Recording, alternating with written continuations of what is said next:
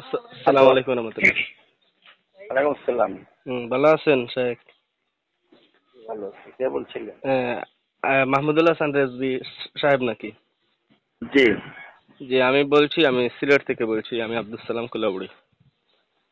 শাহকে একটা কথা বলার জন্য আমি ফোন দিছি। আপনি আহ, একটা বয়ানে বলেছিলেন, এবং প্রায় বয়ানে আপনি বলেন, একটা বয়ানে দেখেছি আপনি আমাদের মৌলানা নুর ইসলাম অলিপুরি হুজুরকে আপনি কুত্তাফুরি বলে এরকম খুব বিশ্রী ভাষা আপনি গালিগালাজ করেছেন, এবং মিলাদ কিয়াম নিয়ে আপনি মিলাদ কিয়ামের পক্ষে কথা বলেছেন আর নুর ইসলাম অলিপুরির বিরুদ্ধে কথা বলেছেন।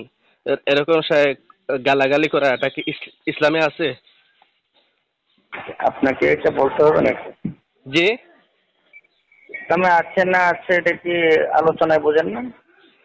না, আপনি এভাবে গালাগালি করবেন কেন? একটা আমি আপনাকে গালিগালাজ করব কেন? এটা কি আপনাকে কফিয়া দিতে হবে? না, আপনি মিলাদ কিয়াম নিয়ে কথা বলেছেন, আপনি আবার চ্যালেঞ্জ কথা করেছেন। বলেছি, ঠিক আছে।